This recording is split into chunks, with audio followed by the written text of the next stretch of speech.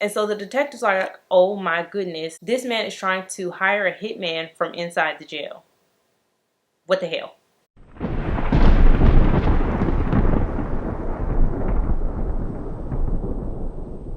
Hey y'all, welcome and/or welcome back to my channel. My name is Janae, if you didn't know, and today's video is another true crime episode. So if you're ready, let's go.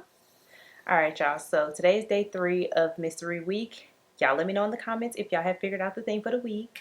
And we just gonna go ahead and roll right into the story. That has been the theme of me for the past couple of days. Let's just hop on into it. So it's July 23rd, 2013 in Davis County, Utah, when a lady calls 911 saying that she had just tried to unalive herself via stabbing, and that she's on the side of the road in front of, I can't remember what high school it was, but she was in front of a high school. And so the dispatcher tells her, stay there, don't move, is anybody else with you? And the lady on the phone says yes, her son and her husband are in the car with her. So the 911 operator asks to speak to this young lady's husband, and when he get on the phone, he says, look, I don't know what happened, she tried to unalive herself, get somebody here quickly. And so the operator is coaching him through the steps to take while they wait for law enforcement and paramedics. And she asks him, do he have any clean cloth or anything that he can put over the wound to apply pressure? And he says yes, he has the shirt, right? And so he takes his shirt off and he applies pressure to the wound. And now the police and the paramedics and fire department are all showing up.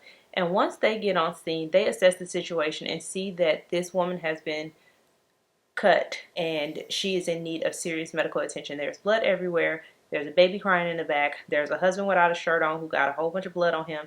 And it's pretty much just chaotic. But the main focus out of all of this chaos was this young lady whose name was Tiffany. And so as the paramedics are getting set up and ready to go to the hospital, one of the firefighters goes to grab her son. And this is where Tiffany becomes kind of frantic, because up until this point, she was seemingly calm. And so once the firefighter went to grab her baby, she thought that he was going to give the baby to her husband, whose name is Kris. She told officers, do not give him my baby. He did this to me. I did not try to unalive myself. Do not give him my baby.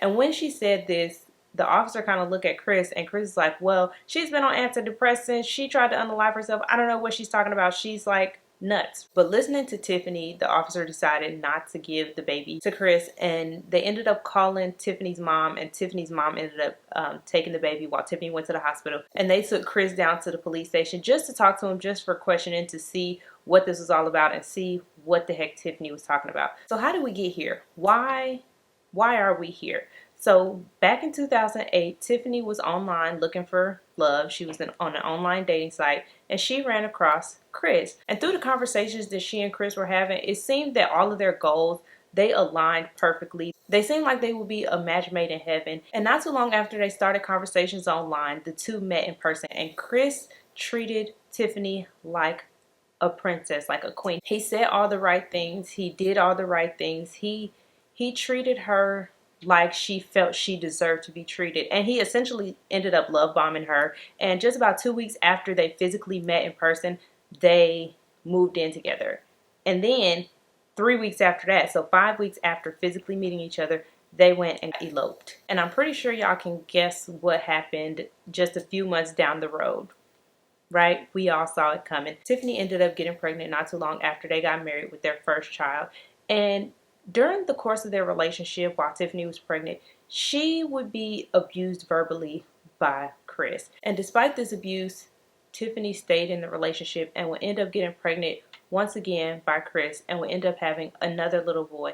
But it was after she had her second son that the abuse got worse. And it got so bad that Tiffany decided that she had had enough. She could not physically put herself in this situation anymore, and she could not have her children being in this situation any longer. And so she decided to pack up her things, her and her children, and leave Kris. And she filed for a divorce. And Kris will ultimately end up paying her child support for the two boys while they went through their divorce. And Kris was not happy about this, not happy about it at all. Not only was he not happy about the divorce, but he was also not happy about paying child support. And if it wasn't clear before, it would be made very, very clear on July 23rd of 2013. And this is when the events took place that I just told y'all about. So according to Tiffany, she was supposed to meet up with Kris to get her child support check. And he said that the only way that she was going to get it was if she physically met with him. And so she decided to go ahead and meet with him. So whenever Tiffany got to the meeting spot where she was supposed to meet Kris, she got out of her car to meet Kris and gave him a hug.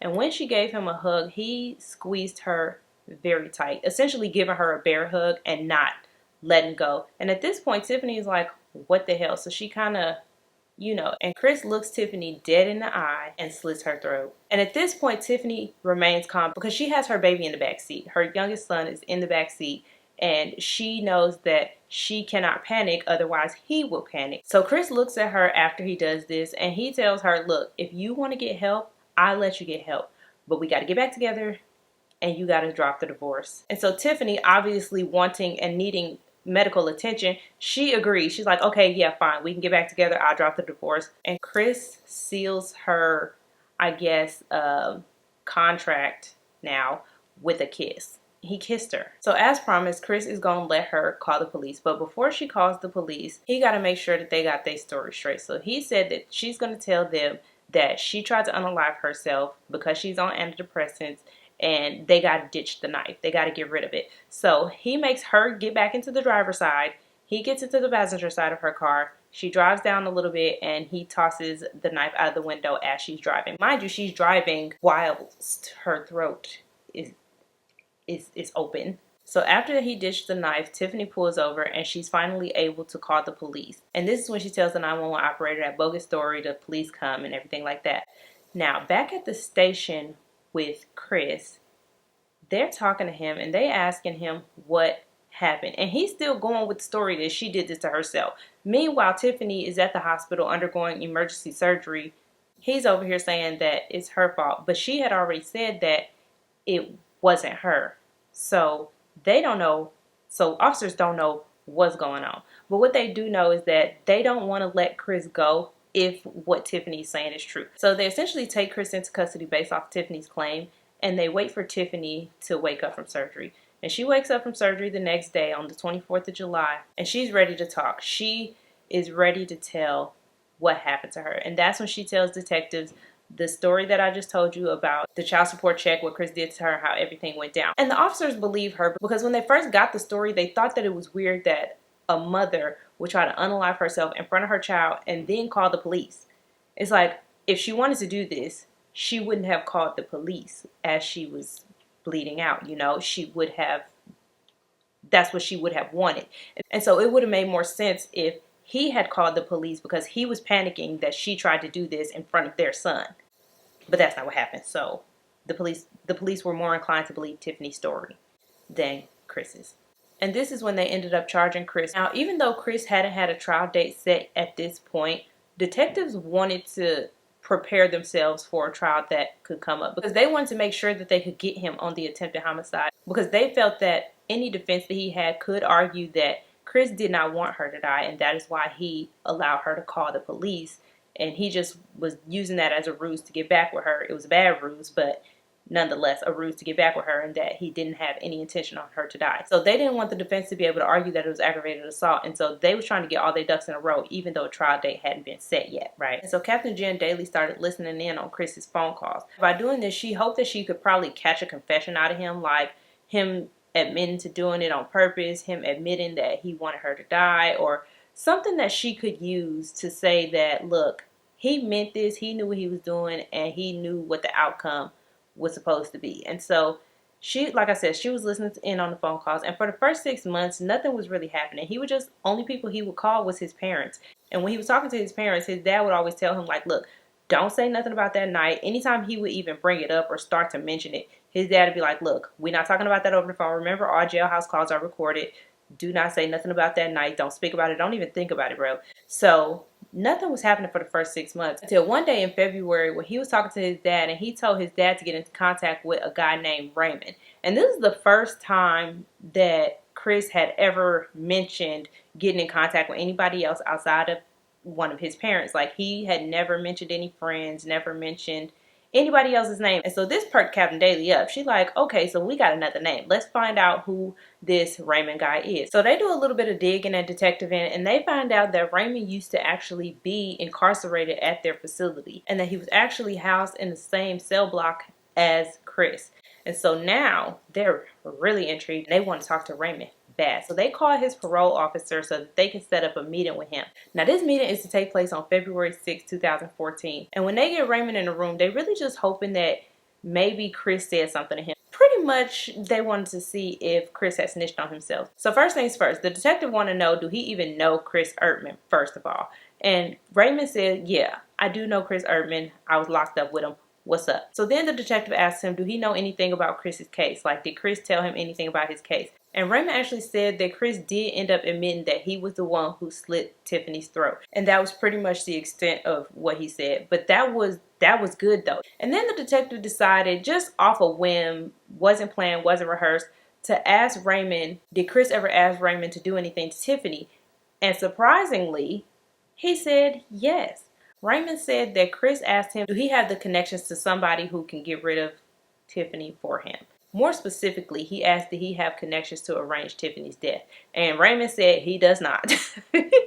But Raymond said this wasn't a one-time thing though. He said the question would come up multiple times, but every time the question was posed to him, he said that he tactfully avoided answering the question and he kind of just left it open-ended, unanswered. And so the detectives are like, oh my goodness, this man is trying to hire a hitman from inside the jail. What the hell? So they continue questioning Raymond and they asked, did Kris ever come up with like an amount that he would pay for this to be done? And Raymond told them that he said $10,000 and then he upped it to $25,000. And so the detectives was like, he has access to $25,000. And Raymond basically said that Kris said he could pull something together. But that $25,000, that perked up the detective's ears. Now, I know what you're thinking, because I was thinking the same thing. The $25,000 would have came from a life insurance policy after Tiffany's death, right? No, wrong. We're all wrong. So what happened was Kris's bank accidentally deposited $25,000 into his account. And before they could catch it, Kris withdrew the money. And that money was never found. And so the detectives was thinking that's how he would have been able to come up with $25,000. But let me just say this right quick, because I probably would have done the same thing. Don't accidentally deposit $1 million into my bank account. Don't do it. Y'all never find it. Anyways, the detectives absolutely believe Raymond and they decide to tell Tiffany just to keep her safe. And so now Tiffany, this person who is recovering from being stabbed, somebody who's barely leaving the house, side-eyeing everybody she walked past because she don't know what Kris is capable of, is now being told that he's trying to have her killed from inside the prison. I can only imagine the sheer terror that ran through her body when they told her this. So to keep Tiffany and the boys safe, Tiffany's house was put on extra patrol just in case. And now they got to move quickly because since Raymond told him that he didn't have that connection, they didn't know whether Kris had found somebody else or not. So they send Raymond into the jail to visit Kris, and he tells Kris, and while he's there, like, hey, look, I found a guy that can do the work for you.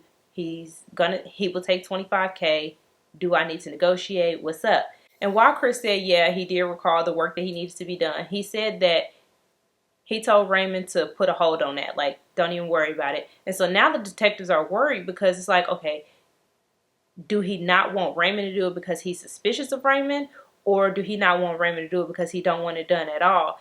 But at that point, they didn't have anything to go on. So they kind of had to halt that investigation at the time. By this time, a trial date had already been set of June 2014 for the aggravated assault charges. And that carried a really light sentence. So they was really hoping that they would have been able to build a murder for hire case against him. But like I said, since he put a hold on it, there was nothing that they could do. That was until about 2 months later though, in April 2014, when an inmate came forward saying that Kris was looking for somebody to kill his ex-wife for him. This inmate was a seasoned criminal, and so the police wanted to know, what do you know?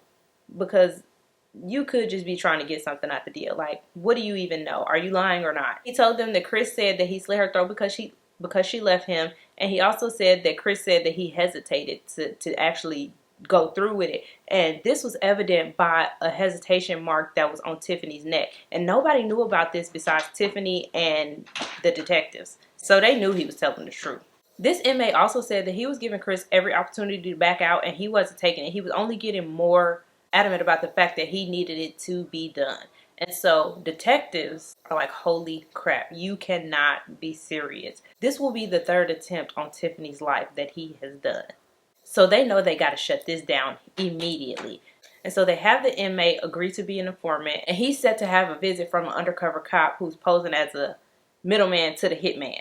And so this meeting happens on April 23rd. So the inmate informant gets the visit from this middleman, and you can see Kris walking back and forth behind him. It's kind of like an introduction type of thing, like, this is the guy, come on, Kris. And at some point during that conversation, the introduction is made, and Kris gives an address to the middleman. And this address is Tiffany's. So they kind of already got him right there, but they obviously need more. So the undercover middleman tells Kris that he's going to give this to the hitman, and the hitman going to take pictures and he'll bring them back so that Kris can verify that this is the correct address and this is the correct person. And so that concludes the first visit. And so now they have to go to Tiffany once again and tell her that this man has put yet another hit out on her. And they asked her to pose for pictures, you know, like staged pictures of her walking into the house so that the middleman could take them back to Kris for verification, right? But before they could get the pictures back to Kris, they hit a little snag in the investigation because the inmate informant stops cooperating. He said that he do not want to cooperate anymore because they did not let him out of jail.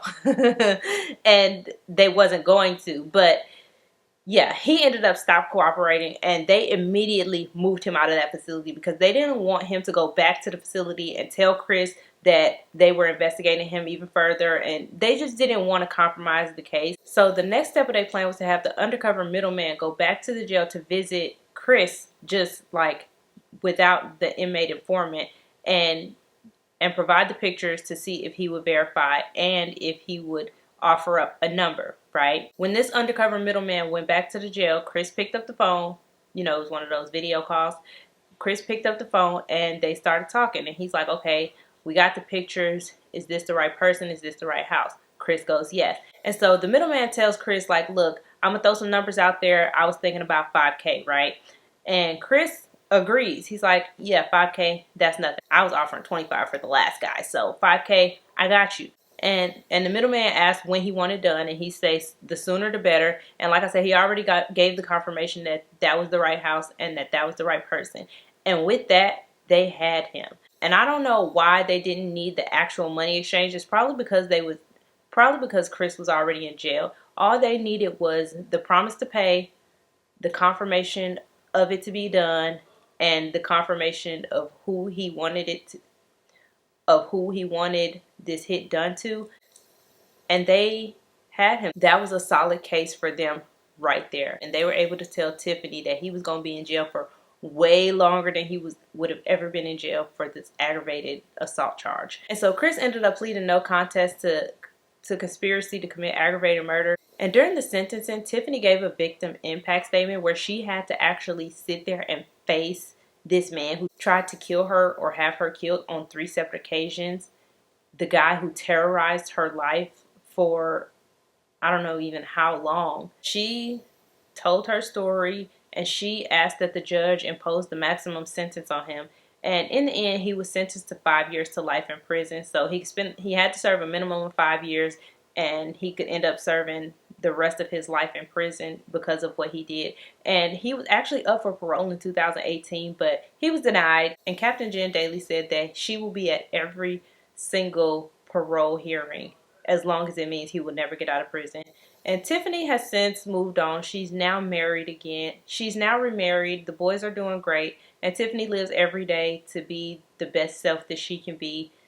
And yeah, y'all, that is the end of this case. Thank you all so very much for watching. Don't forget to like, comment, and subscribe. Tell me what you think the theme for this week is. And I will see you all in the next one. And this is when she tells the 911.